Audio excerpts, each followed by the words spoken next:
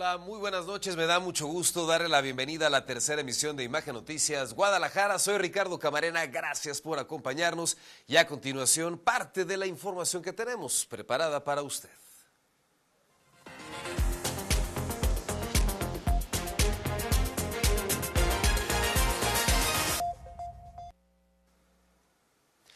Esta tarde se registró una intensa movilización policíaca en calles y avenidas de la colonia Providencia y Colinas de San Javier. Una persecución que tenía como objetivo detener a integrantes de una célula delictiva dedicada al robo de relojes de lujo. Es Israel Orozco quien esta noche nos comparte la crónica, todos los detalles relacionados justamente con esta movilización y el saldo que arroja.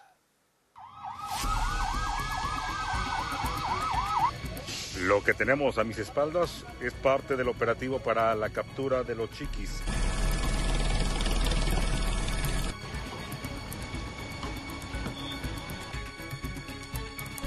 Dedicados a hacer desorden en la zona de Providencia de Guadalajara. Autoridades desarticularon a la banda Los Chiquis, dedicada al robo de relojes Rolex en la zona de Providencia y sus alrededores. La captura se registró tras una persecución que terminó en el cruce de Avenida Acueducto y Pablo Neruda en Zapopan, Jalisco, lo que generó una fuerte movilización policíaca en Colinas de San Javier. Y nos manda el alertamiento escudo urbano, se empieza a dar seguimiento y se empiezan a hacer los cierres correspondientes. Empezamos a coordinar con Guadalajara, Zapopan, empezamos a hacer los cercos de seguridad. La banda estaba integrada por 3 sujetos de 19, 23 y 50 años de edad. Al momento de la detención se les aseguró una pistola, dosis de droga, 2 vehículos y una motocicleta, utilizados para cometer los robos y escapar. En donde uno de ellos, el de 19 años, el más chico, es el que lo teníamos como objetivo prioritario y como el más violento de esta banda, que era el que accionaba el arma de fuego. El joven de 19 años, identificado como jefe de grupo de estos delincuentes, estaría relacionado con el ataque ocurrido el 16 de enero en una cafetería del Desarrollo Lobby 33 en Andares, donde un hombre fue herido por resistirse al robo de un Rolex. También se les vincula con un asalto armado en un restaurante de la colonia Providencia el pasado 14 de enero, donde despojaron a los comensales de sus pertenencias. Los detenidos quedaron a disposición del Ministerio Público por robos a negocios y despojo de relojes de lujos, además de lo que pueda resultar. Es muy importante que todas las personas afectadas que reconozcan a estos delincuentes puedan presentar sus denuncias. Les pedimos su apoyo, por favor, porque ustedes lo saben. En Jalisco, el que la hace, la paga.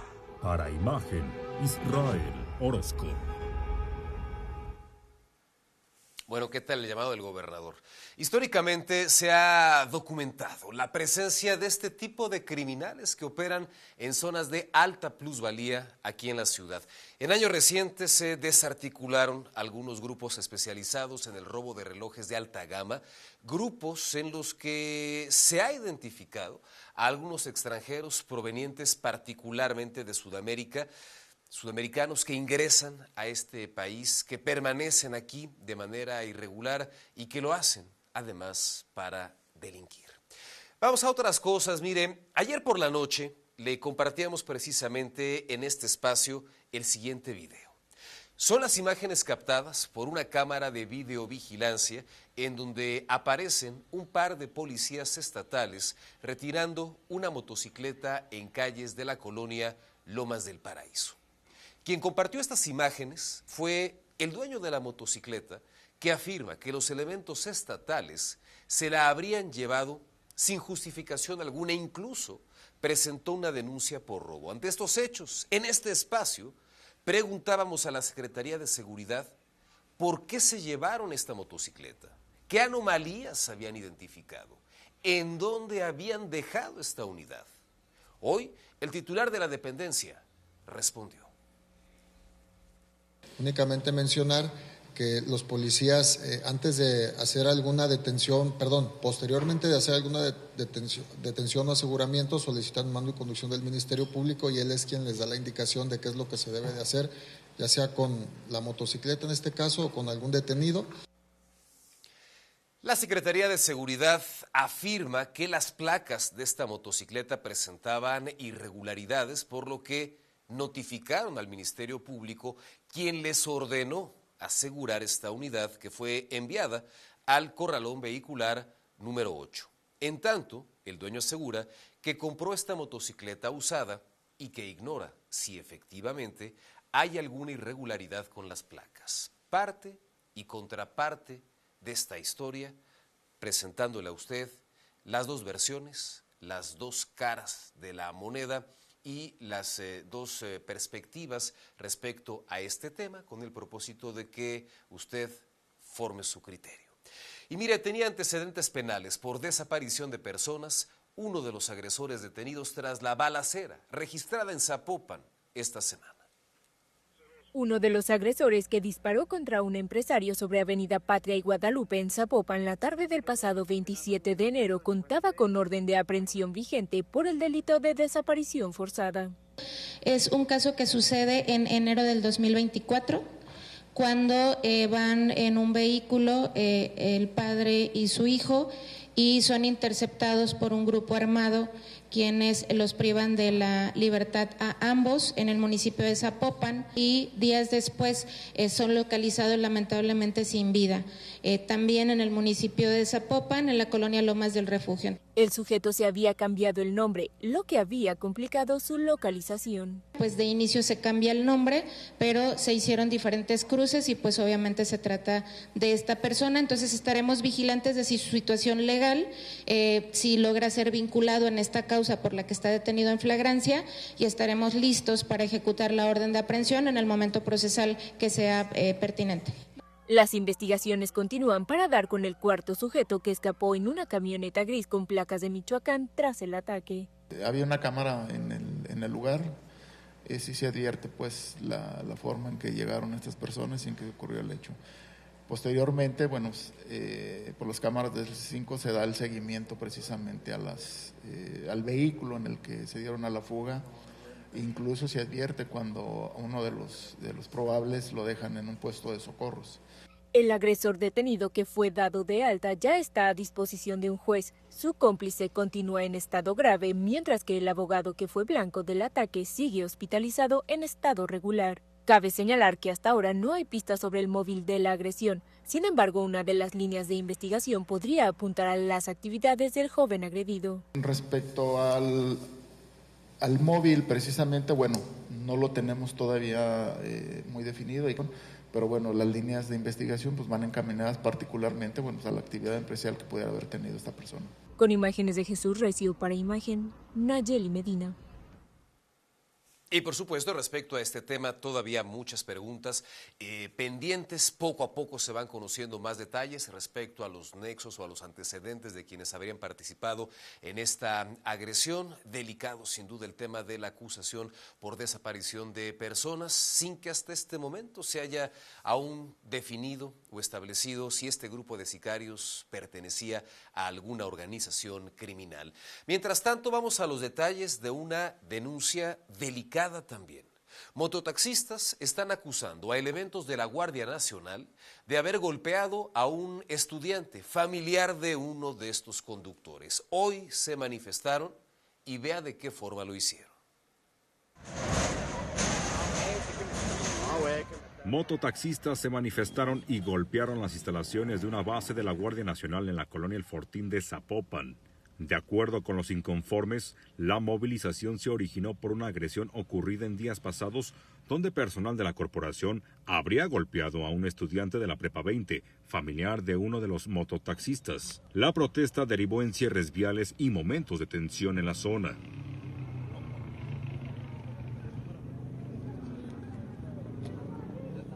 Tras la movilización, autoridades desplegaron un operativo para contener la protesta y evitar que el conflicto escalara, logrando restablecer el orden en la colonia.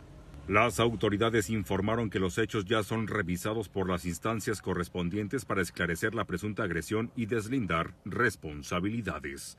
Para Imagen, Israel Orozco. Y hablando justo de este tema, de presuntos abusos policiales, déjeme comentarle que se ha ampliado la búsqueda de 2 jóvenes desaparecidos en Puerto Vallarta. Está en marcha una investigación que también pone bajo la lupa a la comisaría de ese destino turístico. No se descarta la participación de policías municipales de Puerto Vallarta en la desaparición de 2 jóvenes ocurrida el pasado 2 de enero, luego de que fueran detenidos por una presunta falta administrativa. Mira, no se descarta, obviamente sería una irresponsabilidad, porque la premisa es que después de estar detenidos se desconoce su suerte y paradero, pero considero que lo pudiéramos clasificar de manera categórica como una desaparición forzada hasta que tuviéramos ya los elementos completos para judicializar el caso. Una de las líneas de investigación más fuertes por la desaparición de Anthony, originario de Nayarit, y José, originario del estado de Guerrero, tiene que ver con la actividad que iban a desarrollar en el puerto jalisciense. Sí tenemos una línea de investigación, consideramos hasta el momento que la actividad que vinieron a desempeñar a Puerto Vallarta fue el detonante para que pudiese suceder su desaparición. Las fichas de búsqueda de los jóvenes de 25 y 27 años aún no aparecen por diversos factores. Pero obviamente hay casos que por su naturaleza pueden, en lugar de ser una herramienta positiva, puede ser un factor de riesgo para las propias personas. Entonces cada caso se valora y las fichas se emiten de acuerdo a la necesariedad, pero también otro elemento muy importante, tiene que mediar el consentimiento de las familias. Como parte de las labores de búsqueda, la Fiscalía de Jalisco cateó la comisaría de Puerto Vallarta el pasado 19 de enero y trabajan en colaboración con las fiscalías de Nayarit y Guerrero para localizarlos. Con imágenes de Jesús Recio para Imagen, Nayeli Medina. Y mira, el secretario de Seguridad, Juan Pablo Hernández, confirmó que los 2 detenidos en Encarnación de Díaz por el delito de extorsión, un caso del que ya le platicábamos a usted hace algunos días, pertenecen a una célula delictiva del cártel Jalisco Nueva Generación que operaba en la región Altos Norte, que es una zona caliente en Jalisco, en Guanajuato y en Aguascalientes. Los aprehendidos son José Javier y Juan José, quienes permanecerán en prisión preventiva oficiosa por 1 año. La detención ocurrió el 26 de enero tras ser sorprendidos, exigiendo dinero bajo amenazas con armas de fuego. Otros 3 implicados quedaron a disposición de la Fiscalía General de la República. Durante el operativo se aseguraron armas, cartuchos y equipo táctico en este municipio que, decía el gobernador Pablo Lemus, estaba prácticamente pacificado. Bueno, pues lo que ellos refirieron que eran del cártel Nueva Generación, que eran jefes de plaza y trabajaban en toda esa región, Ojuelos, Lagos de Moreno, San Juan de los Lagos, La Chona, y obviamente límites con Guanajuato y Aguascalientes, traían operación en esa zona. Un guatemalteco fue detenido y vinculado a proceso por el delito de trata de personas, luego de que mantuviera en cautiverio a un joven dentro de una finca en Lagos de Moreno, con fines de reclutamiento criminal.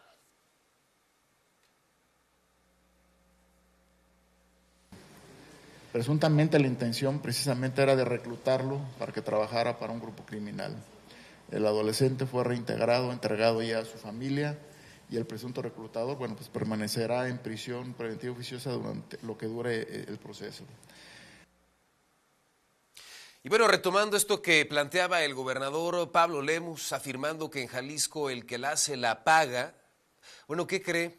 Todavía no hay quien pague por el asesinato, presumiblemente, y abandono del cuerpo de una bebé en un bote de basura en el fraccionamiento Valle de Tejeda, en Tlajomulco. Los vecinos buscarán reclamar el cuerpo de esta menor para darle sepultura. En tanto, continúan las investigaciones por parte de la Fiscalía relacionados, 1, con el deceso de esta bebé y 2, con el brutal final que le dieron. Parece ser que el bebé, pues al momento de nacer, pues tuvo problemas y fue cuando falleció. Y bueno, las personas que lo dejaron, pues tomaron la incorrecta decisión de irlo a dejar en ese lugar. Desafortunadamente, bueno, las cámaras donde apuntaban es un punto ciego, no se pudo observar quién pudo dejar. Se está trabajando pues en cámaras de otros lugares, de algunas propiedades, a ver si podemos identificar alguna persona que haya dejado la... Retomemos un tema que reviste mucha trascendencia, la salud aquí en Jalisco. Esta noche nuestra entidad acumula 718 contagios de sarampión este año, de acuerdo con el reporte más reciente del gobierno federal. El crecimiento exponencial del brote en nuestro estado obliga a las autoridades a redoblar la estrategia de vacunación. La Secretaría de Salud Jalisco informó que a la fecha se han aplicado más de 820,000 dosis en la última semana, es decir, un promedio más o menos de 12,000 vacunas al día, e insisten en el llamado a completar los esquemas de vacunación tanto en niños como en personas adultas. Donde vienen muchos trabajadores jornaleros. Entonces necesitamos concientizar a la gente de la vacunación. Es muy importante que la gente que tenga de 49 años para abajo se vacune. En todo el estado de Jalisco tenemos las vacunas disponibles, tenemos el personal disponible. Y por supuesto es importante insistir en que la mayoría de los contagios registrados este año en Jalisco están aquí, en el área metropolitana de Guadalajara, y que existen vacunas disponibles para cualquier persona que lo solicite, así que no eche en saco roto este llamado que están haciendo las autoridades. En otras cosas, bueno, seguramente usted lo recordará, ayer le informábamos en este espacio acerca de cómo los diputados de Jalisco batearon por tercera ocasión legislar sobre las infancias trans. Al respecto se pronunció el gobernador de la entidad, Pablo Lemus. Que lo destituyan, dice Lemus. Tras el luego rechazo del Congreso del Estado a la orden de la Suprema Corte de Justicia de la Nación de reformar la Ley de Registro Civil para que los menores de edad tengan la posibilidad de solicitar un acta de nacimiento según su autopercepción, el gobernador de Jalisco, Pablo Lemus, felicitó a los legisladores por su negativa y en caso de que llegara a aprobarse, aseguró que tomarán medidas. Totalmente buscaríamos la vía jurídica y más vale que nos destituyan a quien quieran destituir por defender los valores de nuestras niñas y niños y nuestras familias. Atribuyó que Morena busca imponer su ideología de género. Y estamos en contra de lo que propone Morena, de una ideología para que niñas y niños puedan cambiar de sexo. Eso no lo podemos permitir en Jalisco. Si eso lo quieren permitir en otros estados, allá ellos. Pero en Jalisco no entran estas ideologías de Morena. El mandatario llamó a las bancadas que votaron a favor del mandato de la Corte a que mejor trabajen en las leyes secundarias de transparencia.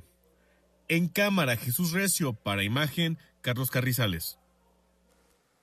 Aunque bueno, habrá que recordarle al gobernador que desde 2020 en Jalisco, eso ya se puede hacer a través de un decreto del entonces gobernador emesista Enrique Alfaro.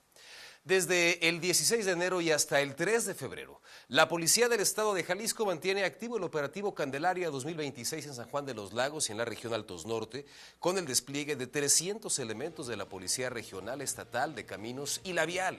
Este operativo, coordinado con la Defensa Nacional, la Guardia Nacional, autoridades municipales y Protección Civil, busca prevenir delitos y brindar seguridad y acompañamiento a los miles de peregrinos que acuden a la Catedral Basílica. La mayor afluencia se prevé en unos días más, entre el 1 y el 2 de febrero. Fiesta de la Candelaria. Nos vamos, muchas gracias por habernos acompañado. Soy Ricardo Camarena, que tenga usted una excelente noche y hasta mañana.